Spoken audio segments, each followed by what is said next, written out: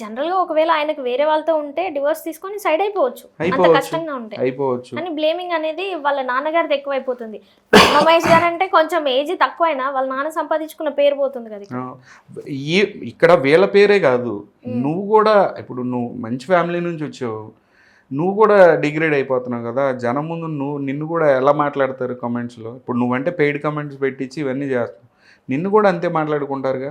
నీ గురించి వాళ్ళు కమెంట్ చేసినప్పుడు నీ క్యారెక్టర్ గురించి అంతే మాట్లాడుకుంటారు కదా. ఇప్పటి నుంచి మీ ఫ్యామిలీ గురించి అంతే మీకు చుట్టాలు ఉంటారు, వాళ్ళకే ఉంటారు. ఇక్కడ సొసైటీ ఏమనుకుంటుంది అనేది పక్కన పెట్టేసేయండి. మనం చాలా బాధపడేది ఏంటంటే గౌరవంగా బతికినప్పుడు సడన్గా ఇట్లాంటి విషయాలు వస్తే ఆ 4 ఏళ్ల వరకు ఉంటాయి.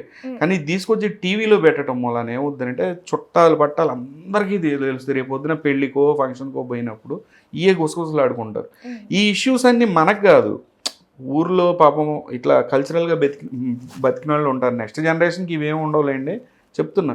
వాళ్ళకి ఇబ్బందిగానే ఉంటుంది కదా. పెద్దవాళ్ళు ఇంత బతికి ఇంత సంపాదించి ఇంత పేరు సంపాదించి చివరికి ఇదేం దరిద్రం రా బాబు, మా ఆవిడకంటే పెద్దదైన ఈ అమ్మాయిని సర్లే మా మంచి కోడలు అని చెప్పి మేము అనుకుని తెచ్చినప్పుడు నీకేమైనా ప్రాబ్లం ఉంటే లీగల్గా చూసుకోవాలి, లేదంటే ఇంట్లో సామరస్యంగా పరిష్కరించుకోవాలి. కానీ మమ్మల్నే తీసి బయట వేసావు, మా జీవితాలనే నాశనం చేసావు, అంతే కదా. ఇప్పుడు రీతు చౌదరి గారిని కూడా అదే పరిస్థితి. ఆవిడది ఇప్పుడు ఏమంటే నోటితో అంటం వేరు, ఓకే, కానీ కడుపు కొట్టకూడదు ఎవరిది.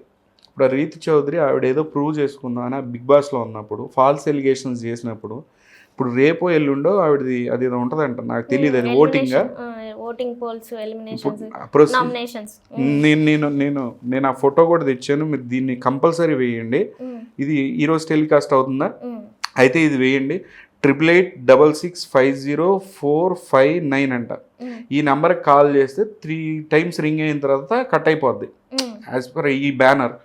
సపోర్ట్ చేయాలండి మనం కూడా, ఎందుకంటే ఈ ఎలిగేషన్స్ వల్ల ఈమెకి నెగిటివ్ పాయింట్స్ పడకూడదు. చాలా తప్పు అది. కడుపు కొట్టడం తప్పు కదా. ఇప్పుడు ఆమె అదే కోరుకుంటుంది గౌతమి చౌదరి, ఓకే. సో ఆవిడకి అందరూ సపోర్ట్ చేయాల్సిన అవసరం ఉంది. మెయిన్గా ఏంటంటే ఈ బిగ్ బాస్ ఎవరైతే చూడరో వాళ్ళకి చెప్తే నీ నెంబర్కి కాల్ చేసి సపోర్ట్ చేయమన్నా నేను ఆల్రెడీ చేశాను, మీరు కూడా చేయండి. నెక్స్ట్ ఎలిమినేషన్ అప్పుడు చూసుకోండి. కానీ ఇప్పుడు వరకైతే ఆవిడకి పాస్ ఇవ్వాల్సిన అవసరం ఉందనే చెప్తున్నాను నేను. దీనివల్ల నెగిటివ్ అవ్వకూడదు. ఈవిడ ఇవన్నీ చూస్తుంటే పక్క ప్లానింగ్ అని ఈ రీతు చౌదరి విషయంలోనే అర్థమవుతుంది. ఈవిడ దగ్గర ఒక స్కెచ్ ఉందని చెప్పేసి ఉన్నప్పుడు రిలీజ్ చేయొచ్చు, ఎప్పటి నుంచో ఫుటేజ్ దాచిపెట్టి ఆమె లేనప్పుడు రిలీజ్ చేయడం అనేది రాంగ్. అసలు ఇదే దరిద్రం అంటున్నా నేను. ఈ రిలీజ్ చేయటాలు దరిద్రం. ఇప్పుడు 4 గోడల మధ్య జరిగే సంఘటనలని తీసుకొచ్చి 4 పలకలు మన టీవీలో పెడితే పిల్లలు ఉంటారు, రకరకాల సొసైటీలో చాలా దరిద్రంగా వెళ్తుందండి. అవసరం ఏంటి అసలు మనకి? ఆ దరిద్రంతో అవసరం ఏంటి? నీకు ప్రాబ్లం ఏమైంది ఉంటుంది. నాట్ ఓన్లీ గౌతమ్ చౌదరి, ఉన్న ప్రతి ఆడియో టేపులు వీడియో టేపులు ఉన్న ప్రతి వ్యక్తిని నేను అడిగేది ఏంటంటే మీకున్న ప్రాబ్లం ఏంటి? ప్రాబ్లం ఉంటే పోలీస్ స్టేషన్కి వెళ్ళాలి, కేసు ఫైల్ చేయాలి, కోర్టుకి వెళ్ళాలి, అంతే కదా. బాగా పెద్ద సమస్య అయితే మీడియాకి రావాలి, అంతే కదా. ఆ ఆడియో టేప్ ఉంది, ఈ ఆడియో టేప్ ఉంది, ఎంత దరిద్రంగా ఉంటుందండి మీ ఆడియో అయినా మా ఆడియో. ఇంకొకటి నాకు అర్థం కాని విషయం ఏంటంటే నిన్న లైవ్ లో వాళ్ళ పేరెంట్స్ కాకాని గారు కూర్చుంటే ఇవిడ నవ్వుతున్నారు సార్ అక్కడ వాళ్ళు మాట్లాడుతుంటే. అదే ఏకిల్ నవ్వు, లేదంటే కనుక నేను ఆరిందని, నేను తెలివితేలని, నేను నాకున్న అని. ఇప్పుడు నేను అదేనండి, ఈవిడ ఒక కంటెంట్ రైటర్. కంటెంట్ రైటర్స్కి ఏంటంటే ప్రజల్లోకి మన మాటను ఎలా తీసుకెళ్ళాలని చాలా ఎక్స్పీరియన్స్ ఉంటుంది. ఈవిడ మీ వీడియోస్ అన్నీ చూసినా కూడా మ్యాటర్ తక్కువ, ద వే ఆఫ్ ప్రెజెంటింగ్ బాగుంది.